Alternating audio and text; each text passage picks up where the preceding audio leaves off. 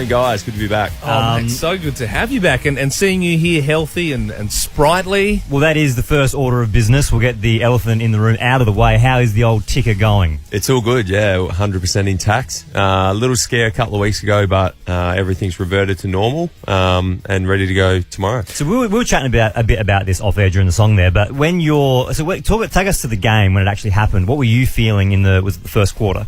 Yeah, just a really elevated heart rate to the point where I knew something was a little bit wrong. You're normally quite calm. I mean, you're a Brownlow member. Yeah, You've been in there these before. situations before. Well, generally your heart rate's pretty high during a game, but when it's really excessive, you know something's wrong. Yep. And then what we found out later on, it wasn't working in rhythm, which was sort of making my heart work a bit harder to try and make up and compensate for that. So once I was explained what was going on afterwards and what I was feeling, it made a lot of sense. And obviously there's a lot of people who are drawing connections to pericarditis and the vaccine and that sort of stuff. What are your feelings on that? How's that been explained to you? Yeah, that certainly was an investigation to start with. I think doctors look at every avenue, and that was ruled out sort of from the time that I had my booster and some tests of heart inflammation, which I didn't have. So So it's more of a rhythm issue than an inflammation. yeah, sort of it was. issue. And it's something that happens in elderly people and then elite athletes. So I don't know where they sort of...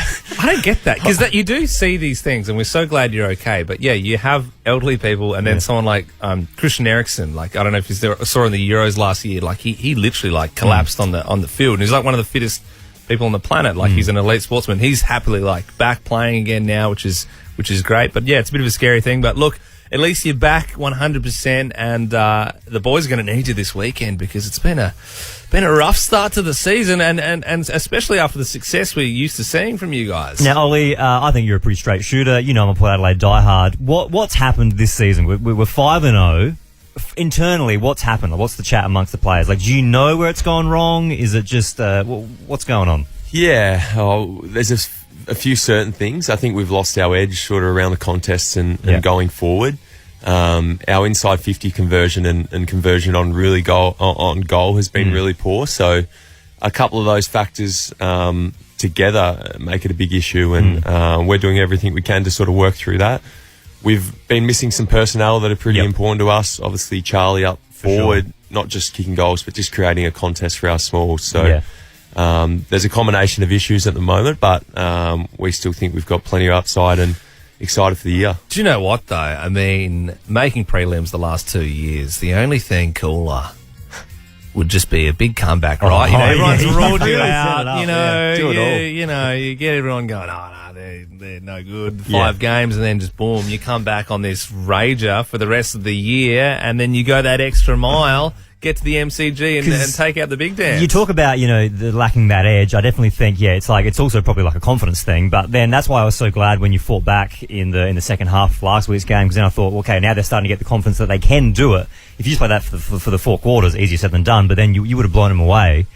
Internally, what's the goal now? I don't know the answer to this, but what's the goal now? Like when you realign, you're 5 games down, what are you aiming for the end of the season?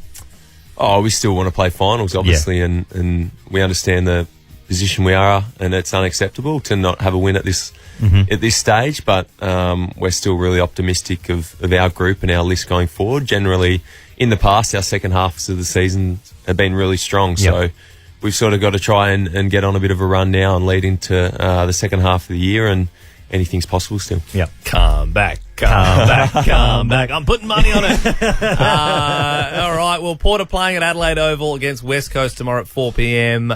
Call in now, 13 24 10, if you'd like to head along to the game. Ollie, thank you so much for swinging by. We're glad to see you're okay, mate, and smash it tomorrow. Thanks, guys. Cheers.